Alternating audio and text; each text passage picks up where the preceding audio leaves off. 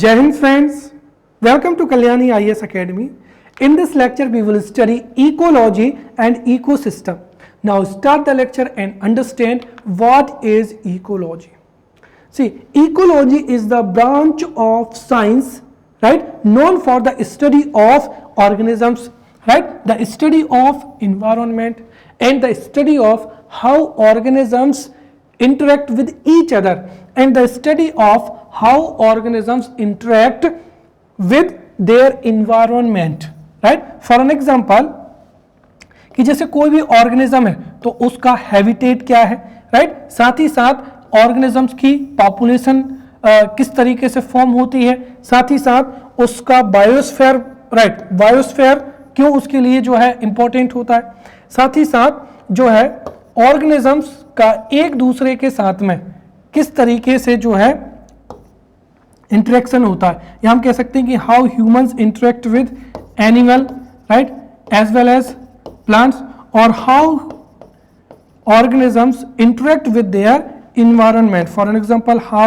humans interact with their environment. For an example, lithosphere, atmosphere and hydrosphere, right. और ये जो study है ये वेरियस लेवल पर की जाती है, सच एज ऑर्गेनिज्म के लेवल पर, पॉपुलेशन के लेवल पर, राइट, कम्युनिटी के लेवल पर, देन बायोस्फीयर के लेवल पर, एंड क्या हो जाएगा, इकोसिस्टम के लेवल पर, राइट. अब यहां पर आप समझना, ecosystem is the structural and functional unit, right, functional unit and the structural unit of the nature, right. और वहीं जो इकोलॉजी है, ecology is the branch of the science known for the study of organisms, environment, right, how the organisms interact with each other and their environment, right. So this is the difference between ecosystem and ecology, right. तो simply words में हम यहाँ पर कह सकते हैं कि ecology is the study of organisms, the environment and how organisms interact with each other and with their environment, right, and this is studied at various levels, right, at the level of organism, population, community, biosphere and ecosystem.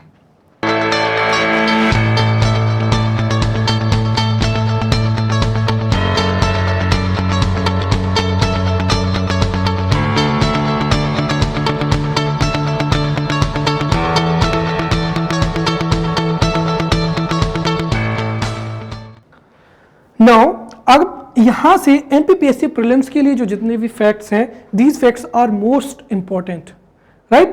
तो first fact क्या हो जाएगा कि जो term है ecology which was first used by Ernst Haeckel in 1869, तो ये पहला फैक्ट हो जाएगा, right. The term ecology was first used by Ernst Haeckel in 1869, right, and Alexander von Humboldt is known as the father of ecology, but जो modern father हैं वो कौन हो जाएंगे, E.P. ओडम. और इंडिया में इकोलॉजी पर जो है स्टडी की थी रामदेव मिश्रा जी ने, therefore Ramdev Mishra is known as the Indian father of ecology. Clear. तो यहां पर जो चार साइंटिस्ट के नाम है या चार एनवायरमेंटलिस्ट के नाम है, राइट, इनको आपको याद रखना है, राइट. सो इकोलॉजी टर्म का यूज सबसे पहले किसने किया था, अर्नेस्ट हैकेल ने. Who is the father of ecology, right, Alexander von Humboldt. Who is the modern father of ecology, then E.P. Odum. Who is the Indian father of ecology, then professor Ramdeo Misra. Now the smallest unit of the ecology is the ecosystem, right, and the largest unit of the ecology is the biosphere reserve, right. यहां पर ecosystem या हम यहां पर क्या कह सकते हैं, ऑर्गेनिज्म भी कह सकते हैं, ठीक है.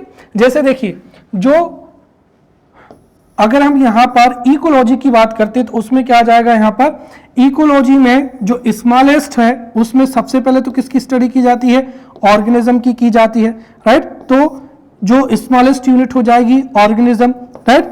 और जब कोई एक पर्टिकुलर प्लेस में मोर देन वन एनिमल या वन जो लिविंग ऑर्गेनिज्म है वो सरवाइव करता है तो वहां पर उसकी पॉपुलेशन डेवलप हो जाती है, राइट। और जब इस तरीके की 2-3 जो है इस तरीके से उसकी क्या होती है, स्पीसीज डेवलप होती है, फिर वहां पर कम्युनिटी बन जाती है जहां पर उस हैबिटेट में जो है 3-4 स्पीसीज के जो है ऑर्गेनिजम्स सर्वाइव करते हैं, राइट। और फिर क्या बनता है, यहां पर इकोसिस्टम बनता है। इसीलिए ध्यान रखना कि अगर ऑप्शन में, राइट, व्हाट इज द, अगर आपसे पूछे कि इकोलॉजी की जो स्मॉलेस्ट यूनिट है, राइट, तो वो क्या हो जाएगी, यहां पर ऑर्गेनिज्म हो जाएगी, राइट। बट अगर ऑर्गेनिज्म ऑप्शन में नहीं है तो फिर क्या आ जाएगा, यहां पर इकोसिस्टम हो जाएगा, ठीक है, क्योंकि इकोसिस्टम से ही जो है पूरी तरीके से स्टडी की जाती है। तो फिर इकोसिस्टम हो जाएगा, बायोम, और एट लास्ट में क्या हो जाएगा, यहां पर बायोस्फीयर रिजर्व हो जाएगा। Clear? Now let's study ecosystem. What is ecosystem? An ecosystem is the structural and functional unit of nature where living organisms interact among themselves, also with the surrounding, right, physical environment. तो ये एक ऐसा structural and functional क्या होती है, unit होती है, right. और इकोसिस्टम में और इकोलॉजी में मैंने आपको अंतर अभी बताया था, right? So an ecosystem is the structural and functional unit of the nature, right, where living organisms interact among themselves and also with their surrounding physical environment. The term ecosystem was used in 1935 by A.Z. Tonsley, right. Remember, the term ecology was first used by Ernest Haeckel in 1869, whereas the term ecosystem was used in 1935 by A.Z. Tonsley, right. So ecosystem A.Z. Tonsley and ecology Ernest Haeckel. Now what are the different features of ecosystem? The first is ecosystem is structured and well organized. क्योंकि अगर हम देखें तो जो ecosystem है वो nature की क्या होती है, फंक्शनल यूनिट होती है, साथ ही साथ क्या होती है, स्ट्रक्चरल यूनिट होती है, right. Suppose that this is a part of nature, और नेचर का ये जो पार्ट है तो ये क्या कहलाता है, यहां पर इकोसिस्टम। अब इकोसिस्टम में क्या होता है कि ये वेल ऑर्गेनाइज्ड होता है, इसमें एनर्जी का फ्लो भी होता है, राइट, एनर्जी का इनफ्लो होता है, एनर्जी का आउटफ्लो होता है, राइट। तो जो सन है, राइट, सन के माध्यम से ही जो एनर्जी इनफ्लो होती है जिससे प्लांट्स जो हैं वो अपने फूड को सिंथेसाइज करते हैं, अर्थात प्रोड्यूसर्स जो है वो अपना फूड क्या करते हैं और सिंथेसाइज करते हैं, फिर उनको जो कंज्यूमर्स हैं वो क्या करते हैं, कंज्यूम करते हैं, राइट। और इस तरीके से जो है एनर्जी का फ्लो होता है, राइट। साथ ही साथ ये कैसा होता है, स्ट्रक्चर्ड होता है, right. So ecosystem is structured and well organised. Ecosystem is a natural resource system. Ecosystem में प्लांट रिसोर्सेज हैं या एनिमल रिसोर्सेज हैं या डिफरेंट रिसोर्सेज पाए जाते हैं। An ecosystem is an open system in which there is a continuous inflow of energy as well as the outflow of energy, right, as well as substances. अब जो सन है, right, सन के माध्यम से कॉन्स्टेंटली क्या होता है, एनर्जी का इनफ्लो होता है, राइट, साथ ही साथ उसका क्या होता है, आउटफ्लो भी होता है। Then biological succession takes place in an ecosystem. अगर किसी भी इकोसिस्टम के जो सराउंडिंग्स है या जो फिजिकल एनवायरनमेंट है उसमें कुछ भी चेंजेस आता है तो इस इकोसिस्टम में रहने वाले जो जितने भी ऑर्गेनिजम्स होते हैं वो उस एनवायरनमेंट से अफेक्ट होते हैं, और इस वजह से एक इकोसिस्टम में रहने वाले जो जितने भी ऑर्गेनिजम्स होते हैं ओवर द पीरियड ऑफ 20 जो over the period of time, right, उनका क्या होता है, बायोलॉजिकल सक्सेशन होता है, क्योंकि जो जितने भी ऑर्गेनिजम्स होते हैं वो रिप्रोडक्शन के द्वारा अपने ऑफ स्प्रिंग को क्या करते हैं, प्रोड्यूस करते हैं, राइट। साथ ही साथ the productivity of an ecosystem depends on the availability of energy, right. If there is a right if there is enough amount of energy तो उससे क्या होगा, प्रोडक्शन भी इंक्रीज होगा। साथ ही साथ the development of ecosystem occurs gradual, right. Ecosystem में जो भी चेंजेस होते हैं, डेवलपमेंट होता है, वो ग्रेजुअल होता है, right. Now let's study the component of ecosystem, right. So now let's study the components of ecosystem. तो जो इकोसिस्टम्स हैं उसके दो प्रकार के क्या होते हैं, कंपोनेंट होते हैं। सबसे पहला क्या हो जाएगा यहाँ पर, बायोटिक कंपोनेंट हो जाएगा, और दूसरा यहाँ पर क्या हो जाएगा, अबायोटिक कंपोनेंट हो जाएगा। और मैं आपको बता दूं कि इन्वायरमेंट के भी यही एलिमेंट होते हैं, राइट। तो पिछले लेक्चर में हमने इन्वायरमेंट के एलिमेंट समझे थे, तो इन्वायरमेंट के भी बायोटिक एलिमेंट्स होते हैं और अबायोटिक एलिमेंट्स होते हैं। उसी तरीके से इकोसिस्टम के भी there are two types of components in ecosystem. First is biotic component, right, which comprises all living components, right, and abiotic components, right, जिसमें नॉन लिविंग क्या आते हैं, कंपोनेंट्स आते हैं। तो इस तरीके से हम कह सकते हैं कि इकोसिस्टम के बायोटिक कंपोनेंट या लिविंग कंपोनेंट, साथ ही साथ अबायोटिक कंपोनेंट या नॉन लिविंग कंपोनेंट, राइट। तो यहाँ पर बायोटिक कंपोनेंट्स में कौन कौन से आ जाते हैं, सबसे पहले आते हैं प्रोड्यूसर। तो जो बायोटिक कंपोनेंट हैं या जो लिविंग कंपोनेंट हैं, राइट, उनको अगर हम फर्दर क्लासिफाई करें तो बायोटिक कंपोनेंट में सबसे पहले क्या आते हैं, प्रोड्यूसर्स।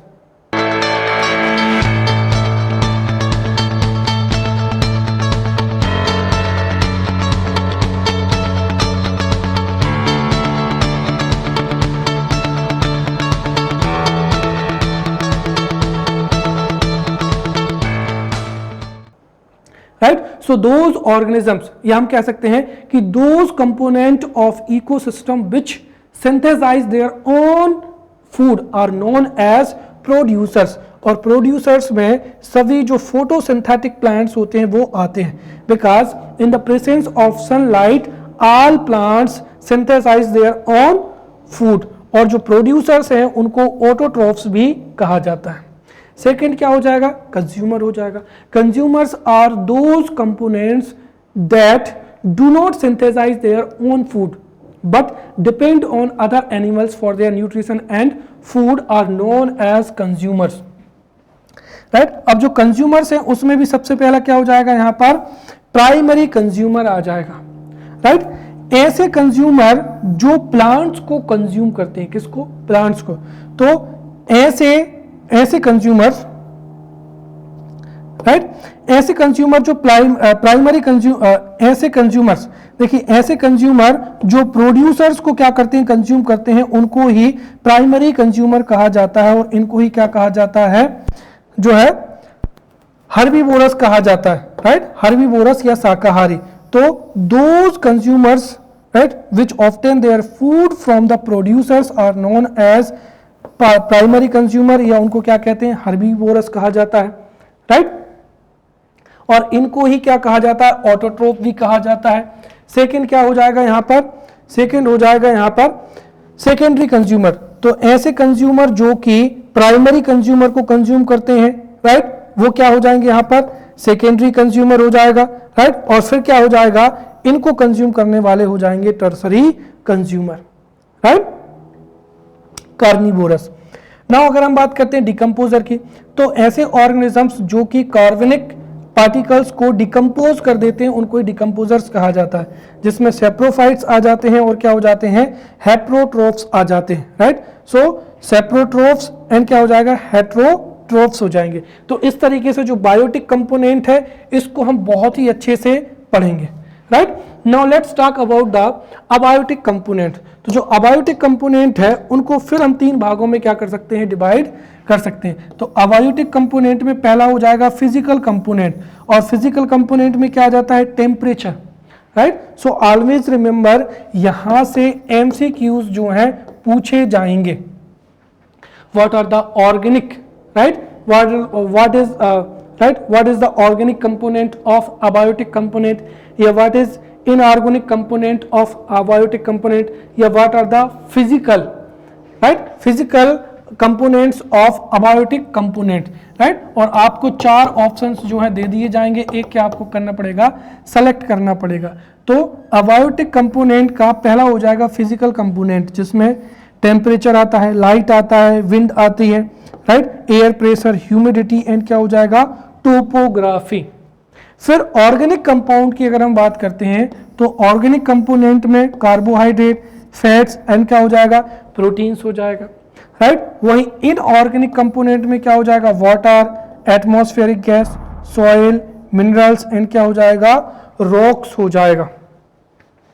ठीक है, तो फिजिकल में temperature, wind, air pressure, humidity, topography. Inorganic में water, atmospheric gas, soil, minerals, rocks. और ऑर्गेनिक में क्या हो जाएगा यहाँ पर, कार्बोहाइड्रेट, फैट्स एंड क्या हो जाएगा, प्रोटीन्स हो जाएगा, right. Now let's study about the biotic component, जिसमें सबसे पहला क्या हो जाएगा, प्रोड्यूसर्स हो जाएगा। प्रोड्यूसर्स किसे कहते हैं, देखिए, organisms that synthesise their own food are known as autotrophic organisms, और उनको ही क्या कहा जाता है, प्रोड्यूसर्स कहा जाता है। For an example green trees and क्या हो जाएंगे, प्लांट्स हो जाएंगे। तो organisms that synthesise their own food, उनको ही प्रोड्यूसर्स कहा जाता है, और प्रोड्यूसर को ही ऑटोट्रोफिक ऑर्गेनिजम्स भी कहा जाता है।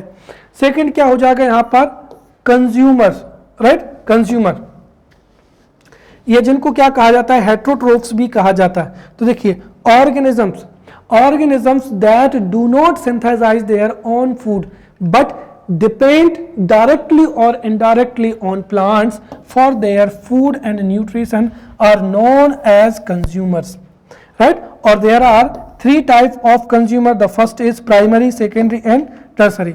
अब primary consumers क्या होते हैं, if organisms feed on autotrophs organisms और plants और प्रोड्यूसर्स, तो उनको ही क्या कहा जाता है, प्राइमरी कंज्यूमर्स कहा जाता है, या हर्बीवोरस कहते हैं, जैसा कि मैंने आपको अभी बताया था।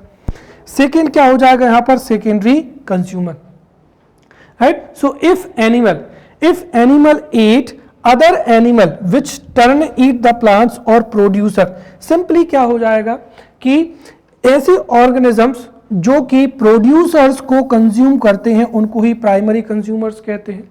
सेकेंड, ऐसे एनिमल्स जो अदर एनिमल्स को या फिर प्रोड्यूसर्स को क्या करते हैं, जो प्रोड्यूसर्स को कंज्यूम करते हैं, राइट, अर्थात किसको, प्राइमरी कंज्यूमर्स को।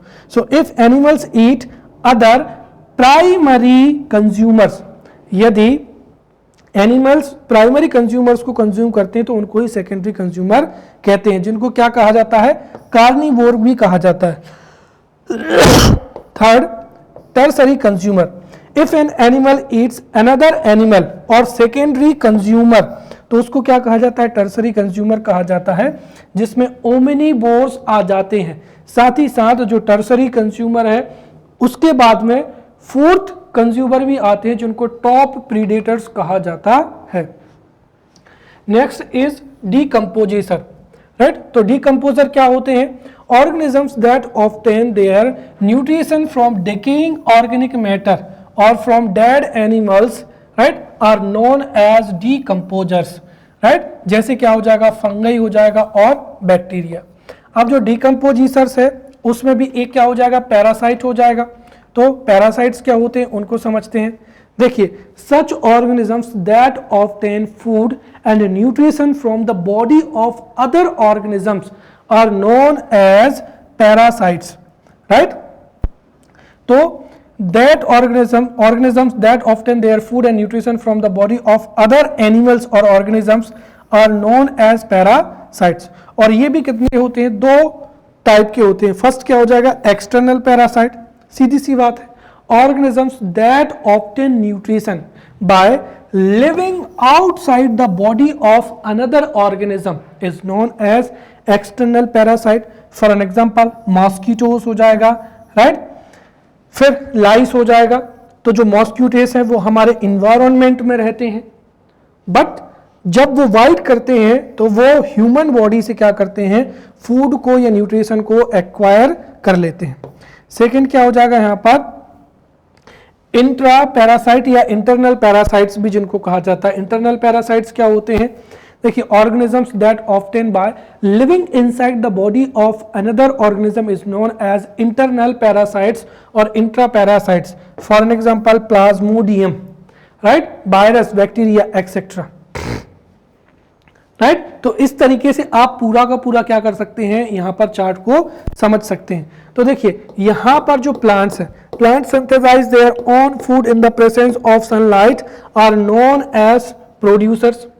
राइट अब जो प्रोड्यूसर्स हैं उनको जो कंज्यूम करते हैं, right so those organisms which depend on other organisms for their food are known as consumers। और जो प्रोड्यूसर्स को कंज्यूम करते हैं उनको प्राइमरी कंज्यूमर कहा जाता है। फिर जो प्राइमरी कंज्यूमर को कंज्यूम करता है उसको सेकेंडरी कंज्यूमर का कहा जाता है। फिर जो सेकेंडरी कंज्यूमर को कंज्यूम करता है उसको टर्सरी कंज्यूमर कहा जाता है। राइट और टर्सरी कंज्यूमर को भी जो कंज्यूम करता है उसको फोर्थ कंज्यूमर या उसको टॉप प्रीडेटर या उसको ही एपेक्स प्रीडेटर कहा जाता है। राइट एपेक्स प्रीडेटर या क्या कहा जाता है, टॉप प्रीडेटर कहा जाता है। तो ये क्रम याद रखना ऑब्जेक्टिव में पूछा जा सकता है। जैसे अगर आपसे पूछ लिया जाए, right those consumers which feed on secondary consumer are known as, तो आपका आंसर क्या होगा, टर्सरी कंज्यूमर। अब टॉप प्रीडेटर्स क्या होते हैं, right those consumers right which eat tertiary consumer are known as apex predator or top predator। right अब जब टॉप प्रीडेटर की डेथ हो जाती है तो इनकी डेथ के पश्चात में जो डेड कार्बनिक कंपाउंड होता है उसको जो फंजाई है, राइट वो क्या कर देते हैं, डिकम्पोज कर देते हैं। राइट और फिर जब इनका डिकम्पोजिशन होता है तो ये फिर से किसमें, न्यूट्रिएंट्स में क्या हो जाते हैं, कन्वर्ट हो जाते हैं। और using these nutrients in the presence of sunlight producers synthesise their own food. Now let's study the types of ecosystem. Right so let's study types of ecosystem. अब जो इकोसिस्टम है, ecosystem mainly divided into natural ecosystem and क्या हो जाएगा, artificial ecosystem. अब ये समझने में बहुत ही इजी है, राइट कि पहला जो इकोसिस्टम का पहला टाइप हो जाएगा नेचुरल इकोसिस्टम एंड सेकंड क्या हो जाएगा यहाँ पर, आर्टिफिशियल इकोसिस्टम। राइट इनमें डिफरेंस क्या हुआ, right the ecosystem which is present in the nature. Right तो जो नेचुरली जो इकोसिस्टम होता है, राइट या जिसका डेवलपमेंट नेचर के द्वारा होता है, अ इकोसिस्टम विच राइट जिसका डेवलपमेंट नेचर के द्वारा होता है उसको क्या कहते हैं, नेचुरल इकोसिस्टम कहा जाता है। राइट और ऐसा इकोसिस्टम जिसको निर्मित किया जाता है ह्यूमंस के द्वारा।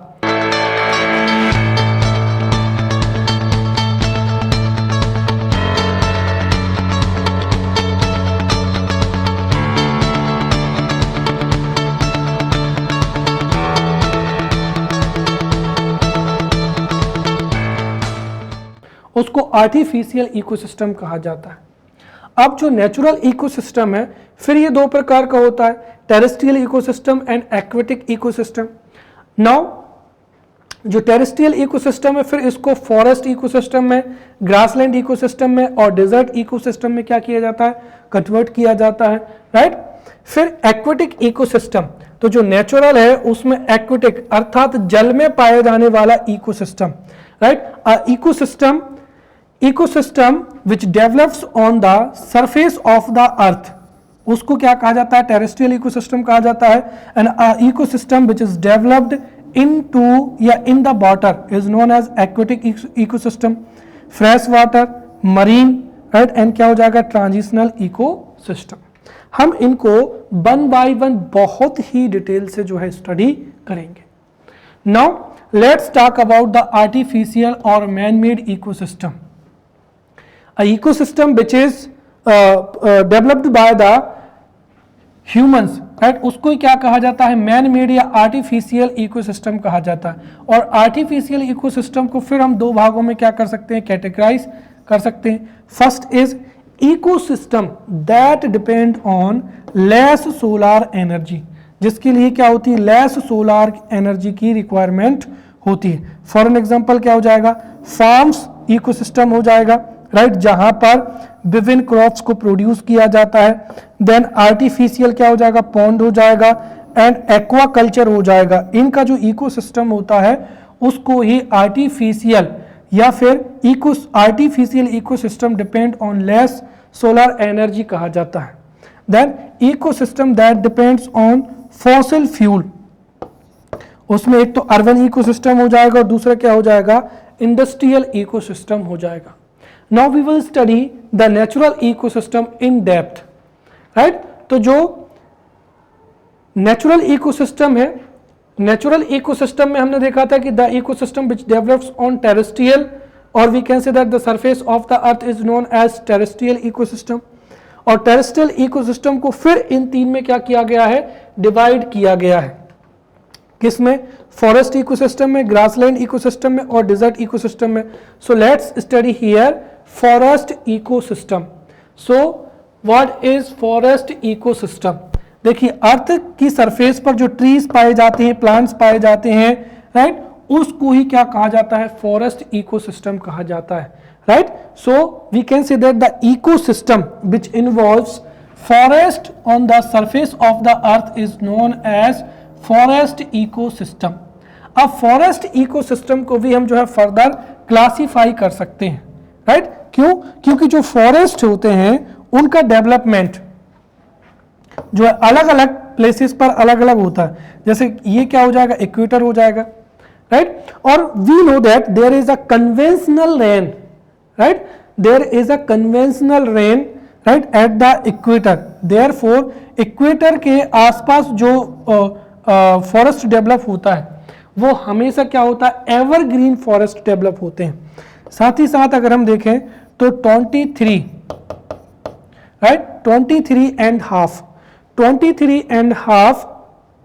northern latitude as known as Tropic of Cancer, then 23.5 southern latitude is known as Tropic of Capricorn।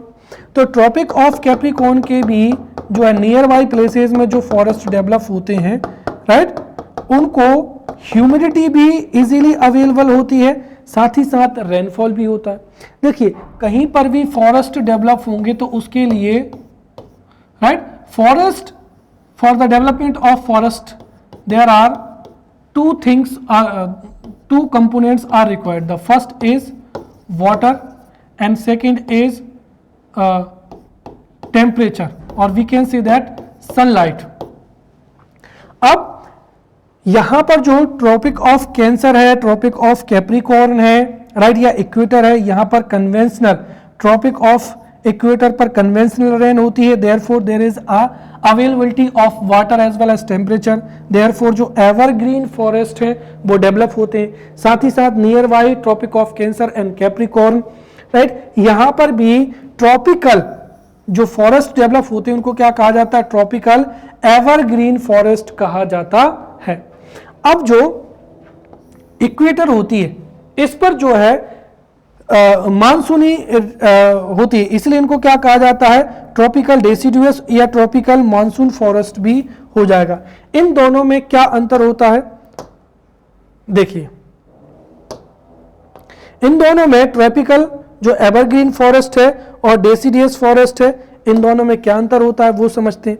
सबसे पहली चीज तो ये है कि यहां पर ट्रॉपिकल एवरग्रीन फॉरेस्ट, देखिए, ट्रॉपिकल एवरग्रीन फॉरेस्ट ऐसे फॉरेस्ट होते हैं जिनकी लीव्स का एक साथ क्या होता है, फॉल डाउन नहीं होता है, राइट। तो कुल मिलाकर ऐसे फॉरेस्ट जिनमें जो कॉन्स्टेंटली, राइट, ऐसे फॉरेस्ट जिनमें कॉन्स्टेंटली क्या पाई जाती हैं, लीव्स पाई जाती हैं, राइट, उनको ट्रॉपिकल एवरग्रीन फॉरेस्ट कहा जाता है, जो कि इक्वेटर में पाए जाते हैं या फिर ट्रॉपिक ऑफ कैंसर और ट्रॉपिक ऑफ कैप्रिकॉर्न पर।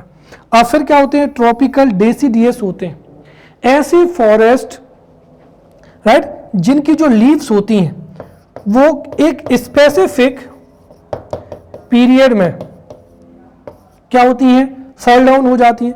तो जब ऐसे फॉरेस्ट जिनकी लीव्स का फॉल डाउन एक स्पेसिफिक पीरियड में होता है, जिसको हम बॉटम पीरियड कहते हैं, राइट, तो उसको ही क्या कहा जाता है, ट्रॉपिकल डेसिडियस फॉरेस्ट कहा जाता है। और ऐसे फॉरेस्ट को मॉनसून फॉरेस्ट के नाम से भी जाना जाता है, राइट। इनका एक और अंतर होता है कि ये जो ट्रॉपिकल मानसून फॉरेस्ट होते हैं, राइट, ये क्या होते हैं, लार्ज होते हैं, साथ ही साथ इनकी कैनोपी भी क्या होती है, बहुत ज्यादा होती है, और ये क्या होते हैं, बहुत ही ज्यादा क्या होते हैं, डेंस होते हैं, राइट, और ये डेंस होते हैं तो उसकी वजह से जो सनलाइट है वो कहां पर है, ग्राउंड पर नहीं आती है, राइट। इसीलिए इनकी एक विशेषता और आपको याद रखनी है कि जो ट्रॉपिकल फॉरेस्ट होते हैं वो लॉन्ग होते हैं, राइट, साथ ही साथ जो सन रेज है वो डायरेक्टली जो सरफेस है उसको टच नहीं कर पाती है, राइट, ये अंतर होता है। फिर दूसरा क्या हो जाएगा, यहां पर टेम्परेट एवरग्रीन फॉरेस्ट हो जाएगा। तो यहां पर और ऊपर अगर हम चलें तो 66.5, राइट, 66 एंड क्या हो जाएगा, हाफ, राइट, तो 66 degree half northern latitude and southern latitude पर जो फॉरेस्ट डेवलप होते हैं उसको टेम्परेट एवरग्रीन टेम्परेट फॉरेस्ट कहा जाता है। अब टेम्परेट जो फॉरेस्ट होते हैं उनकी हाइट क्या होती है, लो होती है, राइट, तो इनकी जो हाइट है वो क्या होती है, लो होती है, क्लियर। और ये भी फिर दो प्रकार के होते हैं, एक तो टेम्परेट एवरग्रीन फॉरेस्ट हो जाएगा, राइट, और दूसरे क्या हो जाएंगे, टेम्परेट डेसिडियस फॉरेस्ट हो जाएंगे। फिर अगला हो जाएगा यहां पर मेडिटेरियन फॉरेस्ट। अब आपको पता होगा कि जो मेडिटेरेनियन सी है, मेडिटेरेनियन सी के अराउंड जितने भी प्लेसेस हैं वहां पर एक स्पेसिफिक क्लाइमेट पाई जाती है, right. So we can say that the forest जो कि मेडिटेरियन सी के अराउंड में क्या होते हैं, जो है डेवलप होते हैं, स्पेशली अगर हम देखें तो इटली हो जाएगा, ठीक है, इटली, फ्रांस, राइट, तो उनको ही क्या कहा जाता है, मेडिटेरियन फॉरेस्ट कहा जाता है। नेक्स्ट क्या हो जाएगा यहां पर, कोनिफेरस फॉरेस्ट या क्या कहा जाता है, टैगा फॉरेस्ट कहा जाता है, राइट।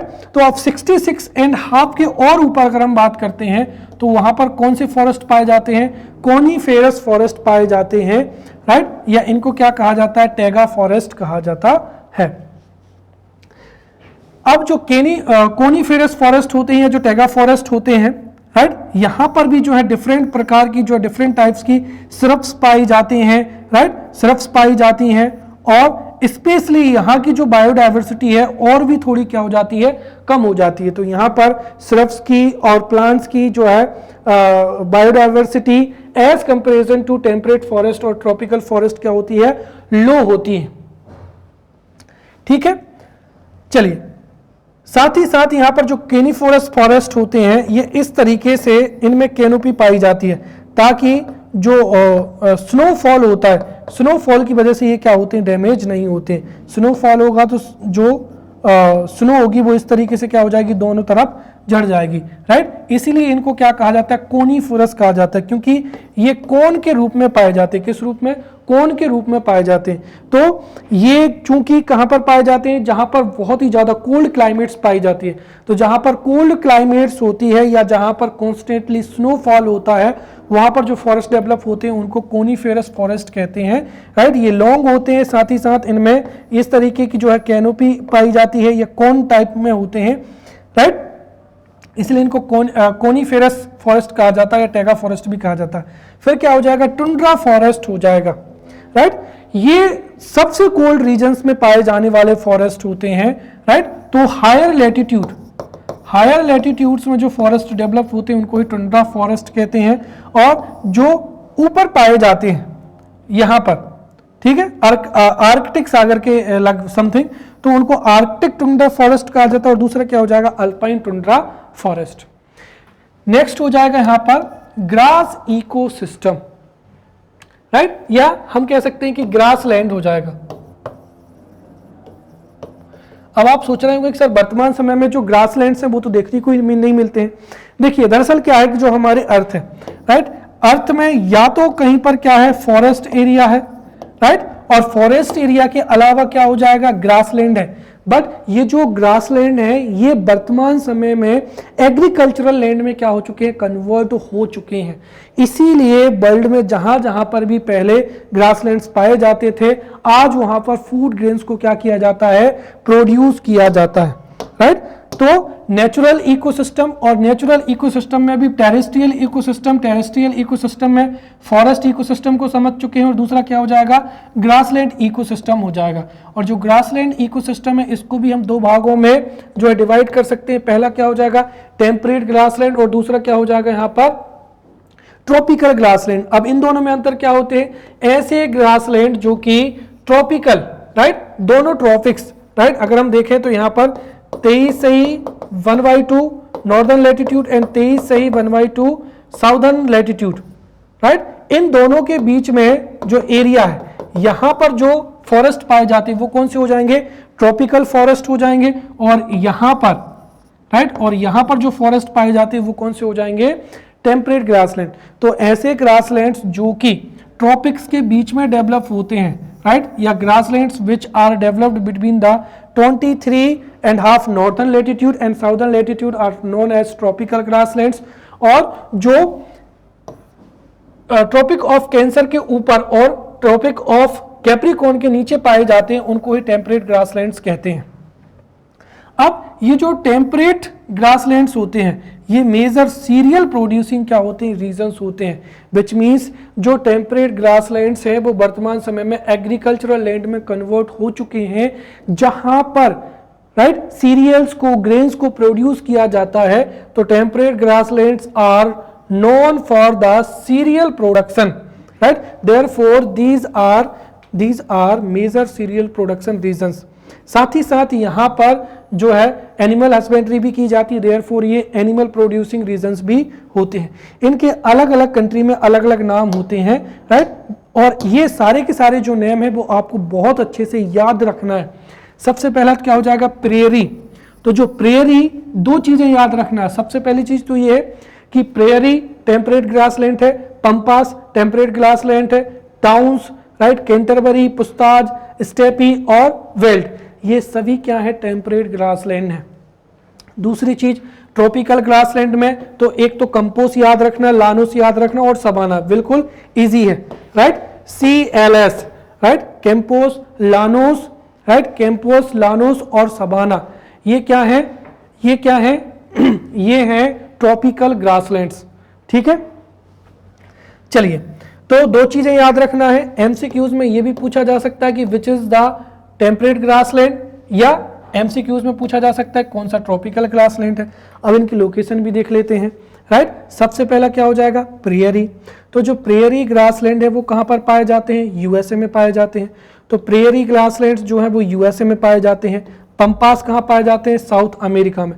तो प्रेयरी यूएसए में, पंपास साउथ अमेरिका में, डाउन्स जो है ऑस्ट्रेलिया में पाए जाते हैं, कैंटरबरी न्यूजीलैंड में पाए जाते हैं, पुस्ताज हंगरी में पाए जाते हैं, स्टेपी यूक्रेन में पाए जाते हैं, साउथ वेस्ट रशिया में पाए जाते हैं, राइट। और जो स्टेपी है these are known for the wheat production.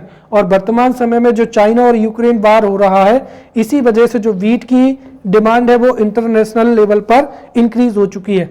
और फेल्ड कहां पर हो जाएंगे? साउथ अफ्रीका में। फिर अगला आ जाएगा ट्रॉपिकल ग्रासलैंड्स।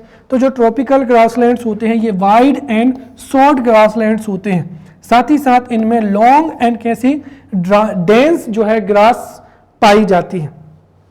इनमें क्या हो जाएगा? पहला कैंपोस हो जाएगा। तो कैंपोस कहां पर पाया जाता है? ब्राजीलिया में, राइट। तो कैंपोस ब्राजील में, लानोस कंबोडिया में, लानोस वेनेजुला में, राइट। तो कैंपोस ब्राजील में, फिर कोलंबिया, वेनेजुला में भी लानोस पाया जाता है। फिर जो सबाना है वो सेंट्रल एंड ईस्ट अफ्रीका में पाया जाता है, साथ ही साथ सेंट्रल एंड ईस्ट अमेरिका में।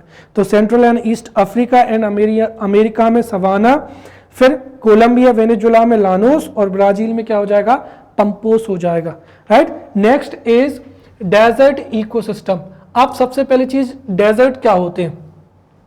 देखिए, ऐसे इकोसिस्टम जहां पर, राइट, 75 सेंटीमीटर से कम क्या होता है? रेनफॉल होता है, right. So wherever there is a minimum rainfall over there deserts क्या होते हैं? डेवलप होते हैं, राइट। तो डेजर्ट्स जो है, डेजर्ट इकोसिस्टम, तो डेजर्ट्स डेवलप कैसे होते हैं? Right, the places where there is a less than 75 centimetre rainfall, वहां पर डेजर्ट क्या होते हैं? डेवलप हो जाते हैं। और डेजर्ट में जो इकोसिस्टम पाया जाता है उसको ही डेजर्ट इकोसिस्टम कहते हैं। अब डेजर्ट्स को भी हम दो भागों में जो है तोड़ सकते हैं। हॉट डेजर्ट हो जाएंगे और दूसरा क्या हो जाएंगे? कोल्ड डेजर्ट्स हो जाएंगे।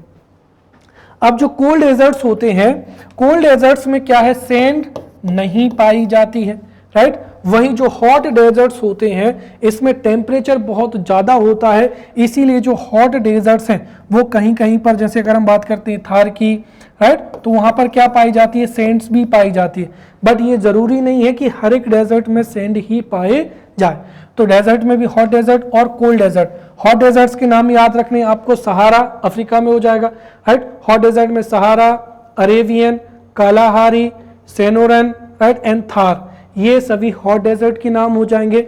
वही कोल्ड डेजर्ट में Gobi desert, great basin desert and Taklamakan deserts are the cold deserts of the world. So in this way we have studied the terrestrial ecosystem. In the upcoming lecture we will study aquatic ecosystem. Now we will meet in upcoming lecture. Till then, thank you.